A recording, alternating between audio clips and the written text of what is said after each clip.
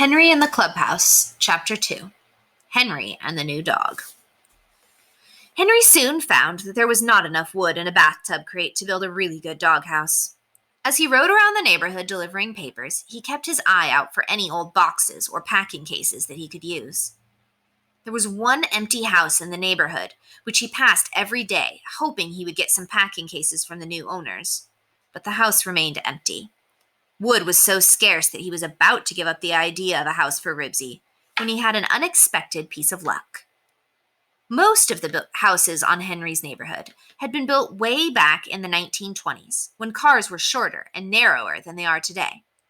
Now, many people were finding their new cars too long for their old garages, so they built box-like additions onto the ends of their garages to make them long enough for their cars. One neighbor, Mr. Bingham, was not so fortunate. When he proudly drove his new car into his garage, he found that there was no way for him to get out of it. His garage was so narrow he couldn't open the door of his car. So poor Mr. Bingham backed out and parked his car in the driveway.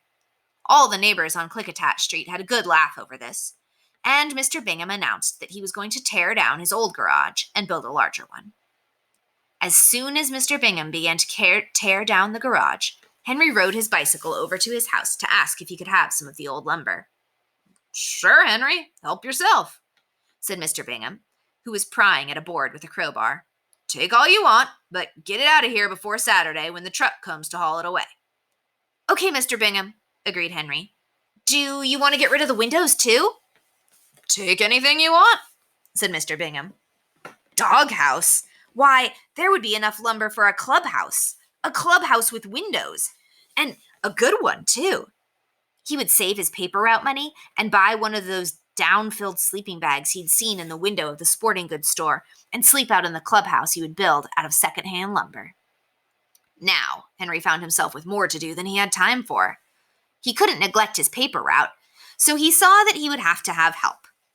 He told his friends Robert and Murph about the free lumber, and they saw the point at once. "Sure, we'll help," they both said. The boys borrowed wagons, and every afternoon between school and paper route time, they hauled lumber from Mr. Bingham's driveway to the Hugginses' backyard. When Henry left to fold his papers, Robert and Murph went on hauling. By Saturday, the boys were sure they had enough lumber for a clubhouse. "Let's start building," said Henry eagerly. "No," said Murph. "When you build a house, you gotta have a plan. You can't build it any old way." "Ah, Murph," said Robert. "Where are we going to get a plan?" Henry, too, was skeptical. He thought that any old way was the only way to build a clubhouse. "Yeah, where are we going to get a plan?" "I can draw one," said Murph. "I'll do it this weekend. But remember, when we get the clubhouse built, no girls allowed." "No girls allowed," vowed Henry and Robert. "And when we get it built, we can sleep in it in our sleeping bags," added Henry, thinking of himself when I get a sleeping bag. The boys agreed that this was the thing to do with the clubhouse. Mrs. Huggins looked at the old lumber in her yard and said, "My goodness, Henry, isn't that a lot of lumber?" "Don't worry, Mom," Henry assured her. "The clubhouse will be real neat when we get it finished, and I'll saw up the leftover boards for kindling." Mr. Huggins looked at the old lumber. "I don't know about that, Henry. Looks like you've taken on a pretty big job." "The three of us can do it, Dad," said Henry eagerly. "And I wouldn't let it interfere with my paper route. Cross my heart." "See that you don't," said Mr. Huggins. "And if you can't handle them both, you'll either have to give up your route or tear down the clubhouse." That weekend, Murph, who was the smartest guy in the whole school and practically a genius, did a drawing of a plan. He drew it on squared paper, each square equaling 1 foot. Henry was pretty impressed when he saw it and realized that Murph had been right. It wouldn't do to build the clubhouse any old way. Murph wouldn't hear of building the clubhouse directly onto the ground. "We don't want termites eating our clubhouse," he said. Henry agreed that it wouldn't do to have bugs chewing away at the clubhouse. This meant the boys had to buy some quick-mix concrete and make 4 cement blocks for their clubhouse. It was soon plain to Henry that there was more to building a clubhouse than he'd realized, and that it was going to take a lot of time. time that he wasn't sure he had to spare because of his paper route. However, he couldn't back out now that Robert and Murph had already worked so hard on the new project. Then, one afternoon when Henry was folding his journals on Mr. Capper's driveway with the other paper carriers, Scooter McCarthy spoke. "Say, Mr. Capper, I'll be needing one more paper after this," he said. "Is that so?" Mr. Capper sounded interested. "A new subscriber?" "That's right, Mr. Capper." Scooter quite plainly was pleased with himself for having sold a subscription. Henry suddenly pretended to be interested in the headline in the paper he was folding, because he hoped that if he didn't look at Mr. Capper might not look at him. Henry was ashamed because it was already October and he hadn't sold a single journal subscription. Not that he hadn't tried a little bit. He really had rung several strange doorbells before he became interested in the Clubhouse and had tried to sell subscriptions, but the results were discouraging. Strangers had a way of listening to his sales talk about the journal's easy-to-read type with amused smiles and then saying, "No, thank you." One man had interrupted with a brusque, "Not today," and closed the door in Henry's face. A lady embarrassed him by telling him what a splendid little salesman he was, and then saying she couldn't afford to take another paper. Splendid little salesman. That was the last straw. After that, Henry found it easy to think up excuses for not selling new subscriptions. But now Mr. Capper was saying, "Good for you, Scooter. Suppose you tell us how you went about selling the subscription." "It was easy," boasted Scooter, stuffing his folded papers into his canvas bag. "I just told this man what a good paper the journal was, and he said he didn't have time to read it because he went fishing every Sunday. And I said you could use it to wrap your fish eggs in. And he laughed and said, okay, and put him down for a subscription. So I did." "I call that quick thinking on your part, Scooter," said Mr. Capper. "The rest of these guys could take a lesson from you." Out of the corner of his eye, Henry could see Mr. Capper looking around the group of boys. "What about you, Henry?" asked Mr. Capper. "You haven't turned in any subscriptions since you've had your route." "Well, I have been trying," Henry said, admitting to himself that he really hadn't tried very hard. He'd been too busy with the Clubhouse. "I know it's hard getting started sometimes," said Mr. Capper sympathetically. "I'll tell you what you do. The other day I saw a sold sign on a house on your route. When the new owner moves in, you march right up to that front door, ring the doorbell, and sell them a subscription to the paper." "Yes, sir." Mr. Capper made it sound so easy. March right up and sell them a subscription, just like that. I'll try, Mr. Capper," said Henry, who knew the house the district manager was referring to. It was the house where he'd once hoped to get old boxes to build a doghouse. That seemed a long time ago. And so, each day, as Henry delivered his papers, he watched for the new owners to move into the empty house. When he finally did see packing crates and empty cartons stacked on the driveway, he decided he should give the people a little time, say about a week, to get settled before he marched right up and rang that doorbell. The next afternoon, Mr. Capper said, "Well, Henry, I see the new owners have moved into the empty house." "I'm going over as soon as I finish my route," promised Henry, knowing he couldn't put off the task any longer. When Henry had delivered his last paper, he hung his canvas bag in the garage, washed his hands, combed his hair, and, followed by Ribsy, walked the 2 blocks to call on the new neighbors. He didn't ride his bicycle, because it seemed more businesslike to go on foot. As he approached the house, he whispered to himself some of the things he planned to say. "Good afternoon. I'm Henry Huggins, your journal newsboy. I deliver the journal to a lot of your neighbors." That much he was sure of, but he didn't know what to say next. "Find a selling point," Mr. Capper always said. "Talk about some part of the paper that would interest the new subscriber." Henry walked more and more slowly. Ribsy finally had to sit down and wait for him to catch up. The journal had a good sports section, a good church section. How was Henry supposed to know what would interest the new subscriber? What if he told someone about the church section when all he wanted was to read the funny papers? But before Henry could decide what to say, he met Beezus and her little sister Ramona. Ramona was wearing a loop of string around her neck. The ends of the string were fastened with Scotch tape to a cardboard tube. "Hi," said Henry to Beezus. "What you doing?" "Keeping Ramona away from the television set," answered Beezus. "Mother says she spends too much time in front of it." "Ask me my name," Ramona ordered Henry. Henry could feel no enthusiasm at all for this new game of Ramona's. "What's your name?" he asked in a bored voice, rather than risk Ramona having a temper tantrum because he wasn't playing. Ramona held the paper tube in front of her mouth. "My name is Danny Fitzsimmons," she answered, looking down at the sidewalk and smiling in a self-conscious way that was not at all like Ramona. It is not," contradicted Henry. "She's just pretending she's being interviewed on the Sheriff Bud program," explained Beezus. "That's her microphone she's holding." "Oh," was all Henry could find to say. "My name is Danny Fitzsimmons," repeated Ramona, smiling shyly in an un-Ramona-like way. "I want to say hello to my mommy and my daddy, and my sister Vicky, who's having a birthday, and Miss Richards, who's my kindergarten teacher, and Lisa Kelly, who's my best friend, and Gloria Lofton, whose cat just had kittens and she might give me one, and her dog Skipper, and all of the children in my kindergarten class, and everyone at Glenwood Primary School, and Georgie Bacon's sister Angela, but I won't say hello to Georgie because I don't like him, and—" "Oh, for Pete's sake." Henry was disgusted with Ramona's new game.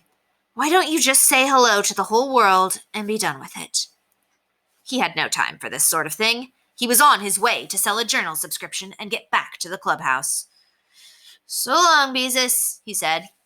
"And Bobby Brogdon, who has a loose tooth," Ramona was saying as Henry went on down the street. When Henry came to the house that was his destination, he turned to Ribsy and said, "Sit." Not because he expected Ribsy to sit, but because he wanted to put off ringing that doorbell just a little bit longer. He had not decided which selling point to use, because he couldn't even guess what might interest a new neighbor. Ribsy sat a moment, and then got up and sniffed at the shrubbery.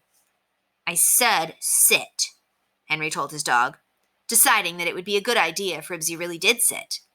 Some people were very particular about dogs running through their flowers, and he was anxious to make a good impression. Like the good dog he was, part of the time, Ribsy sat once more, but he didn't stay seated. He stood up and wagged his tail. "Sit," ordered Henry sternly, as he started up the steps. Ribsy appeared to think this over. "Sit!" Henry raised his voice. Ribsy waved his tail as if to say, "Do I really have to?" A strange dog, a Dalmatian, came trotting around the house and began to investigate Ribsy. The dogs sidled around each other, sniffing. Henry didn't pay much attention. Dogs who were strangers to each other always did this.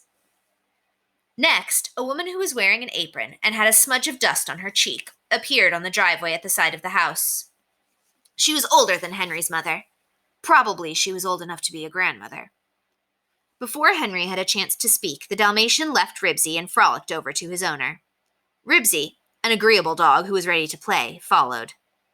That was Ribsy's mistake. Now he was trespassing on the Dalmatian's territory. The Dalmatian began to growl deep in his throat and to hold his whip-like tail stiff and straight. Ribsy stopped short. This was his neighborhood. He was here first. It was the Dalmatian who was trespassing. Each dog began to resent the other's look, sound, and smell. "Ribsy!" Henry spoke sharply. "Ranger!" The woman spoke sharply too. The dogs paid no attention to their owners. Each was too intent on letting the other know exactly what he thought of him. The growls grew louder and deeper, and they raised their lips and bared their teeth as if they were sneering at each other. "Just who do you think you are?" Ribsy's growl seemed to say. "I have just as much of a right to be here as you have," Ranger's growl seemed to answer. "No, you don't," said Ribsy. "I was here first." "I'm bigger," growled Ranger. "You're a bully," growled Ribsy. "Get off my property," Ranger told Ribsy. "You make me," Ribsy told Ranger. "Cut it out, both of you," ordered Henry. Planning to grab Ribsy's collar and drag him away, Henry jumped down from the steps to the lawn just as the growls erupted into snarls and the dogs went for each other's throat. "Ranger!" shrieked the woman. "Ribsy!" shouted Henry. The dogs were on each other in a twisting, tumbling tangle that seemed to be made up of feet, fangs, and tail. Henry ran over to the snarling, yelping pair, and just as he was about to grab Ribsy's collar, he found the other dog's mouth in front of his hand. Quickly, he drew back. He saw that he couldn't stop the fight, and since he couldn't, he wanted Ribsy to win. If it hadn't been so important for him to sell a journal subscription, he would have yelled out, "Go get him, Ribsy!" "Look out!" shouted the woman. "Don't let him bite you!" Neighbors began to gather on the sidewalk to watch the excitement. "Dog fight!" a boy yelled. "The hose!" someone shouted. "Turn the hose on him!" "I can't!" cried the new neighbor. "I don't know where it is."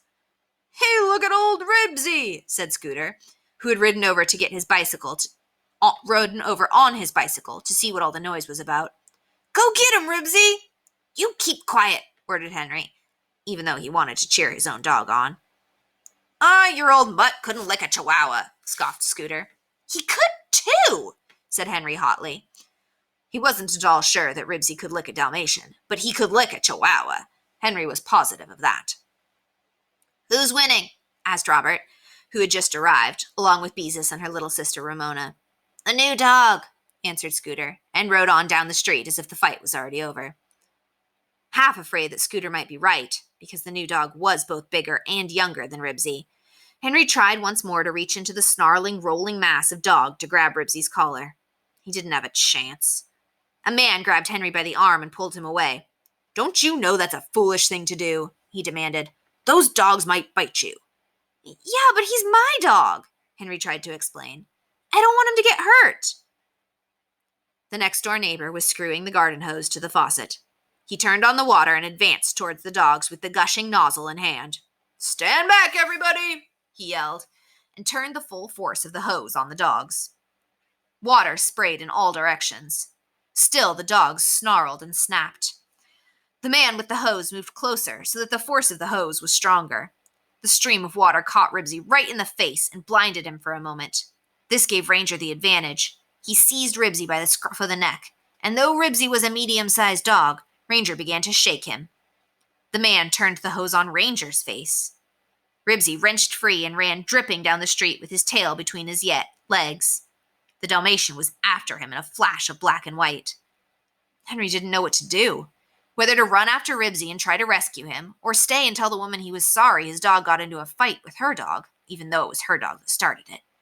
He also wondered what Mr. Capper would think of all this. A fine job marching right up to ring the bell this turned out to be. "Remember, only you can prevent forest fires," Ramona shouted to the lady. "Oh, I'm sorry. I accidentally skipped an entire 2 pages forward." Before Henry said anything, Ramona passed him and walked right up to Ranger's owner. "Are you the new lady?" asked Ramona. "Why, yes, I am, dear," answered the woman, pleased to have a little girl making friends with her so soon after she'd moved into a strange neighborhood. For once, Henry was glad to see Ramona. If she talked to this lady a minute, he would have a chance to think of his sales talk once more. Ramona looked straight at the new neighbor. "Remember," she said, with a ferocious frown as she pointed her finger, "only you can prevent forest fires." Beezus ran up to Ramona and grabbed her by the hand. "Don't pay attention to her," she said apologetically. "She says that to everyone because she hears it on TV so much." "Oh, yes." The lady didn't look as if she understood at all. Perhaps she didn't own a television set. "Come on, Ramona," Beezus tugged at her sister. "I'm sorry about the fight," Henry said all of a sudden, and left quickly, followed by Beezus, who was still pulling Ramona along by the hand. "Remember, only you can prevent forest fires," Ramona shouted back at the lady.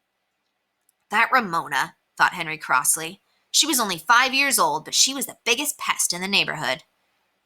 At the corner, Henry paused to glance back. The woman was nowhere in sight, but Ranger was sitting on the front porch as if he were standing guard. It seemed to Henry that the dog was challenging him to set foot on his property.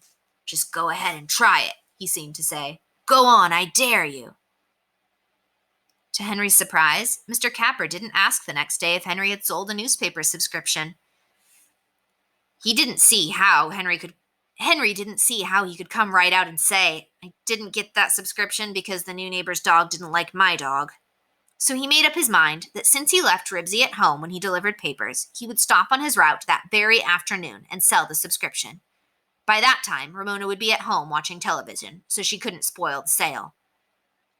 When all his papers were folded and stuffed in the canvas bag, Henry mounted his bicycle and zigzagged down the street. He was wearing a different t-shirt today, and he hoped that the lady might have been so busy watching the dog fight that perhaps she hadn't noticed what he looked like. "Good afternoon," he whispered to himself. "I am Henry Huggins, your journal carrier." When Henry came to the porch,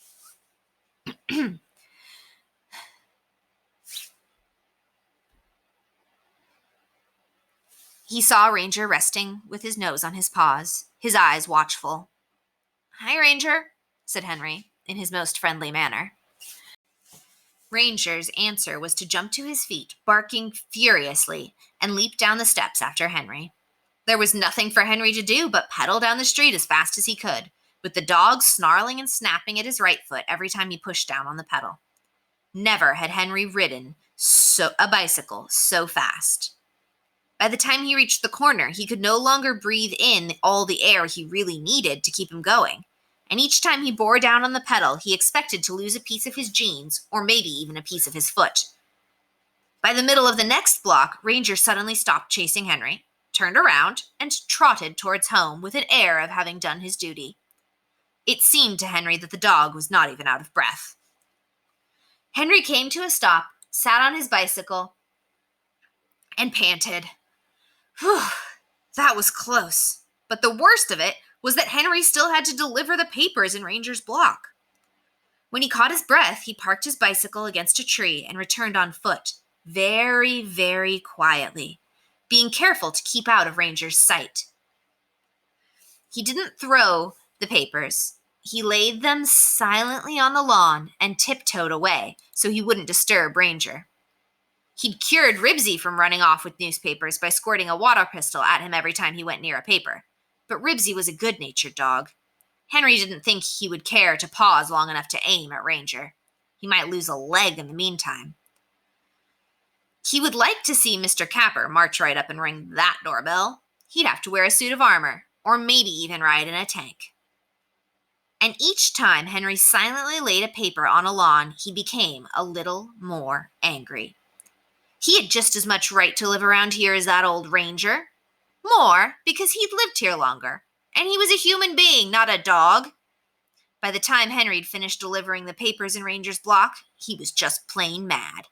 He wasn't going to be pushed around by any old dog. No, sir. He was going to get that subscription if it was the last thing he did. And remembering Ranger's speed and his sharp white teeth, Henry felt that getting that subscription might very well be